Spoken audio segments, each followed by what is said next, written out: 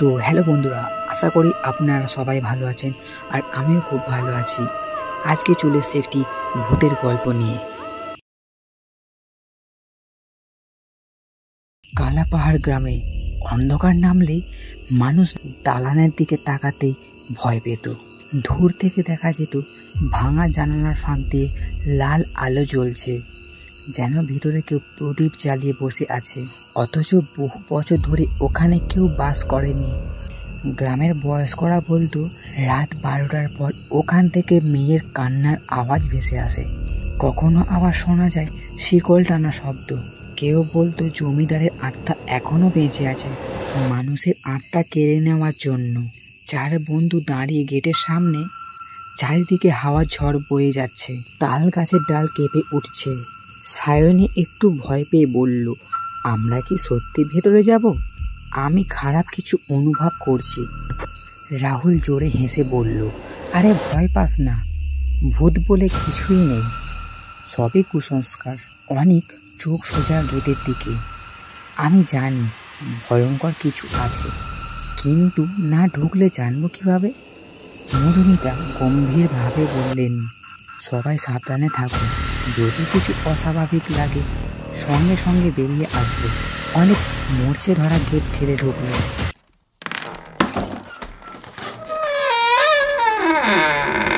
Gate খোলার সাথে সাথে চারিদিকে কুকুর হঠাৎ একসাথে চিৎকার করে উঠল।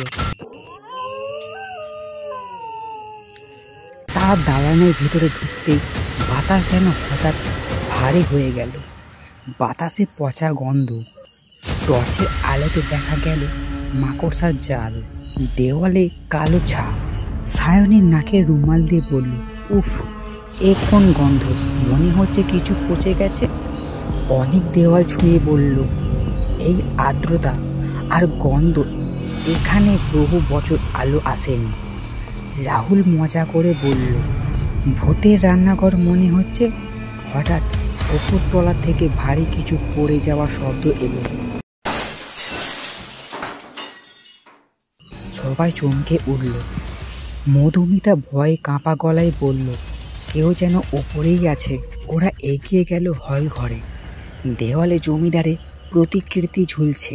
চারজন তাকাতেই মনে হলো ছবির চোখ ওদের দিকে নড়ছে।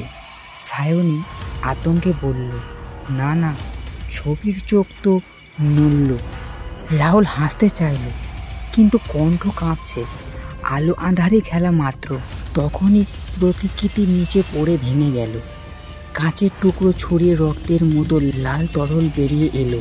মধুমিতা একটু ভয় পেয়ে বলল। মধুমিতা পিছনে সরে, এটা আলোর খেলা নয়।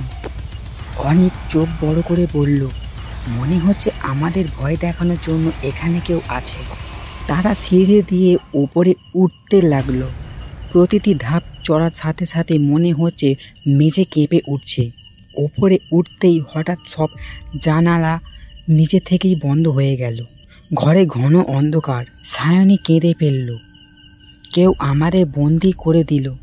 সায়নী কেঁদে ফেলে উঠে বলল, কেউ আমাদের বন্দি করে ফেলল। রাহুল এবার সত্যিই ভয় পেয়েছে। এটা সম্ভব না। দেওয়ালে টর্চ ফেলতেই দেখা গেল রক্তে মাখা হাতের ছাপ। ধীরে ধীরে হাতের ছাপগুলো নড়তে শুরু করলো, যেন দেওয়াল বেয়ে উঠছে। মধুমিতা এবারে ফিসফিস করে বলল, এখানে আমরা একা নয়। ওরা দৌড় লাগালো করিডর ধরে। করিডরে অদ্ভুত ছায়া দেখা যাচ্ছিল। ছায়াগুলো নড়ছে, কিন্তু কাছাকাছি কেউ নেই। এক ছায়া হঠাৎ করে সায়নীর দিকে ঝাঁপিয়ে পড়ল। সায়নী চিৎকার করে অনেককে আঁকড়ে ধরল। অনেক চোখ বন্ধ করে বলল, শান্ত হও, ভয় পেও না। সায়নী কাঁদতে কাঁদতে বললেন, আমি ওর ঠান্ডা নিঃশ্বাস অনুভব করছি। হঠাৎ ঘর কেঁপে উঠল। সামনে দেখা গেল জমিদারের প্রেতাত্মা। লম্বা দেহ, রক্তে ভেজা পোশাক, ভাঙা মুখ থেকে গলা ফাটানো আওয়াজ বের হচ্ছে।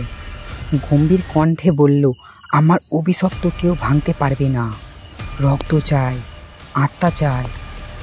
রাহুল চিৎকার করে উঠে বলল, না, আমাদের ছেড়ে দাও। জমিদার ধীরে ধীরে ওদের দিকে এগিয়ে এলো। মেঝেতে শেকল পড়ে গেল। শেকল নিজে থেকেই নড়তে শুরু করলো। একসাথে সব জানালা খুলে গেল, প্রচণ্ড হাওয়া ঢুকলো। চারজন চিৎকার করতে করতে এদিকে ওদিকে ছুটতে লাগলো।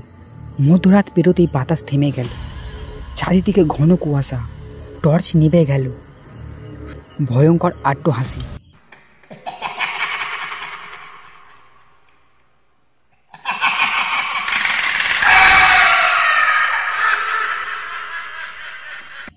সায়নী চিৎকার করে বলল, আমাদের কেউ বাঁচাও। মধুমিতা অনেকের হাত ধরে বলল, আমরা আর বেরোতে পারবো না। এক ঝলক আগুনের আলোয় চারজনকে দেখা গেল। তারপর আর কিছুই বোঝা গেল না। দালান একেবারে নিস্তব্ধ হয়ে গেল।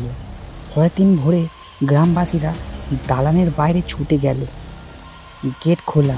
ভেতরে ঢুকতেই তারা পেল রক্তে মাখা জামা ছেঁড়া, টর্চ আর চারজনকে চিহ্ন, কিন্তু কাউকে খুঁজে পাওয়া যাচ্ছে না।